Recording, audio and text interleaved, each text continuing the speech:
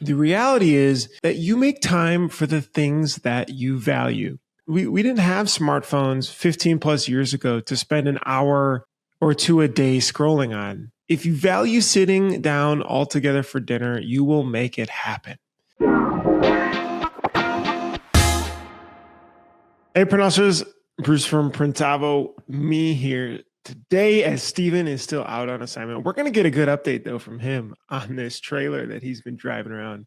I listened to something really interesting and I wanted to share it with you guys. And it was a podcast with a nutritionist. The host was asking a great question. Basically, they were talking about good foods, eating better, processed stuff versus non-processed stuff, what to avoid, what's really bad, what's okay, what you can let slide, and so on. But the host asked, he said, look, the reality, I think, is for many folks with family, kids, you've got work, you've got longer hours during the day, and then you've got activities at night, helping with homework, going to swim lessons, baseball, whatever it is.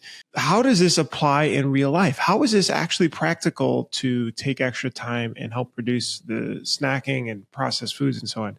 And he said, the reality is that you make time for the things that you value. He's like, we didn't have smartphones 15 plus years ago to spend an hour or two a day scrolling on. And if you value sitting down all together for dinner, you will make it happen. Now, I thought that was really good. But more importantly, I was like, well, how does this affect our day-to-day life running our businesses? And that's where it got interesting. Now, before I share this, we've got 4 incredible sponsors that always help us put the show on. And I just wanted to give a quick shout out. First up, EasyWay. If you go to easyway.com/giveaway, that's $250 in product credit. They give away every single month. It's very simple. easyway.com/giveaway. We've got Multicraft Daddy, multicraft_daddy. If you go to his Instagram, he is also giving away stuff from his Instagram account. Send him your email address and, he's sending out a lot of PMI tape I've seen, but he's also making incredible content. They have been around for 50 plus years doing screen printing and digital supplies. And we've got Stalls. Stalls is always there to take your custom apparel to the next level. They're the leader in heat printing solutions, whether it's equipment, transfers, or support for your business. Make sure to use Hustler20 to get 20% off your next DTF order. And last but not least, GraphX Source.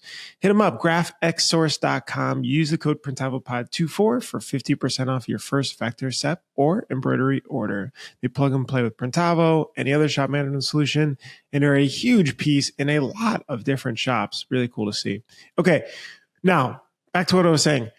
Why is this important from a business perspective? Again, the core piece of the quote that I really liked was, you make time for the things you value.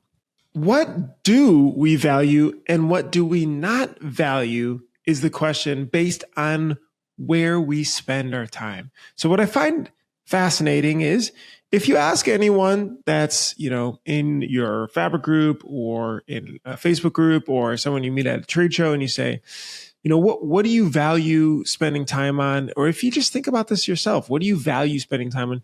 You'll probably say something that is pretty important, right? I value the team, spending, helping people there when they need. I value getting sales and spending more time on sales. I value, running a clean business and keeping things organized. Awesome. Okay. Now, second question. Where are you actually spending time? Like if you looked at your calendar, if it was blocked out based on the time you spent yesterday, where did you actually spend your time on? And I think that's the truth of the story. And that's what we actually value in our business based on, again, where we spend our time. Now, the flip side to this coin is, what do we not value based on where we spend our time? What are we maybe signaling to ourselves that we want to value, but we're actually not because we're not spending much time on it? So if you said, I really value people, well, let me ask you something. How much time have you spent on one-on-ones this past week? 15 minutes with someone. Have you taken someone out to lunch this week? Have you brought in lunch for the team this week? Have you helped someone progress or understand where they want to be in 5 years, 3 years, 1 year?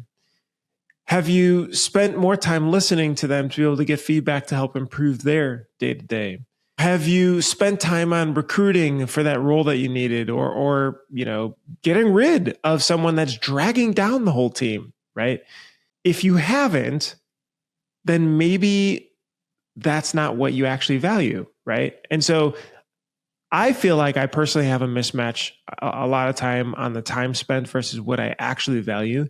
And I think a lot of us do too. And so that's what I challenge us. And that's why I think it's important, because I do believe that we fill our days with the things that maybe makes us feel good or are a little bit easier for us to complete, right? They give us a little bit of a dopamine hit when we complete smaller tasks, especially when we get started in the morning. There's a great analogy I've shared before in the Traction book. If you don't have the Traction book, I can't recommend it enough. Especially when the business starts to get a little bit feeling like we're not all rowing in the same direction, or there's so much going on. The EOS-based system that they teach in the Traction book really, I feel, helps get everybody rowing in the same direction. And just like anything, it takes a little bit of skill. It takes 3-4 months of skill and repetitive process building to implement the system. But I think the benefits are huge. But there's this analogy in Traction, especially for owners. And it is, at the beginning of the day, you have a bottle, right? You've got this water bottle, you've got a glass, cup, whatever it is. And that is the amount of time that you have for that day. So let's call it the 8 hours, 6 hours, 10 hours, whatever. And on the side, you've got all of the tasks, and those are different types of rocks. You've got sand, really small items. You've got little pebbles, a little bit bigger. And then you've got, let's call it rocks, little bigger items, rocks there.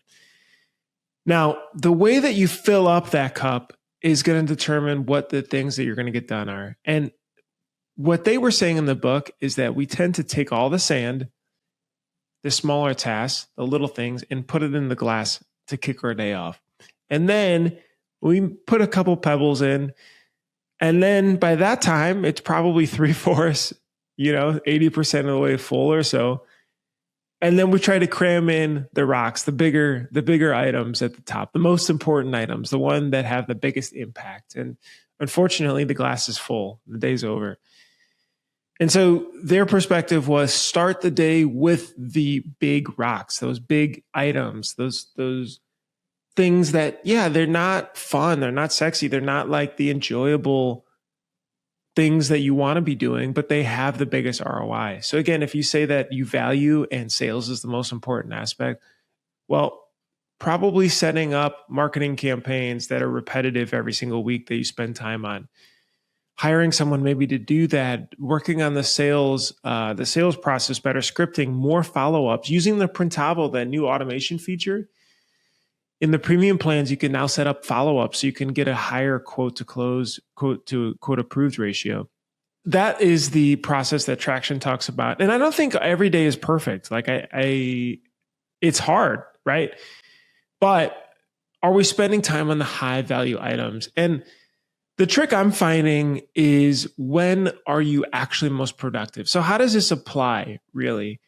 When are you most productive is a really great self-reflective question to be able to help implement this. I have found for myself that I get the most done when the office is most quiet, when the Slacks are quiet, calls are quiet, there's no meetings, the calendar is empty. My room is quiet, noise is quiet physically. And in fact, Steven and I joke about this, but I think we're both most productive in an airplane. The internet's kind of crappy. You can only load one tab at a time. You're very focused. It's quiet. It's got that white noise background. And so how do you take those aspects and how do you implement them into your day-to-day to squeeze more out of what you're available? And reality is I don't think long-term any of us want to be working long hours, right? So how do you do that? How do you get most efficient out of the time if you can give yourself less time per day as well? For me, I replicated and I'm improving on this by spending more time early morning. So before everything starts getting going, and using the do not disturb feature. So reducing notifications to me manually checking notifications to get back to someone or respond to something. And then I think the second part this goes back to that traction book with that glass analogy, is really starting the day with the most important task. Now, this is very addicting. I have found that it's very hard to actually do this in practice. And I think it's because we really do like that dopamine hit of small little things and checking things off and getting momentum there. But unfortunately, it may not be the most important thing. Depends. But again, if that's responding to sales emails, do it. If that's, people related things and you need hiring training related stuff, do it. If it's better marketing processes and creating a better marketing machine for your business, do it.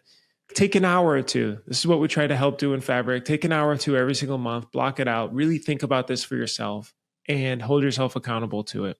So those are my 2 cents, something I've been thinking about, all from a nutritionist interview recently that I listened to. And hopefully that helps positively impact you guys as well. Print hustlers, we'll see you guys in the next episode. Thanks so much for listening. Hopefully that was informative. Don't forget to subscribe. Don't forget to like. Don't forget to hit the bell for notifications if you enjoyed this video. If you enjoy all the stuff we're putting out, it's really helpful. We love to just be able to see it. That means that we're doing a good job. To subscribe, hit the bell for notifications, and hit the like button. And I'll see you in the next episode. Bye.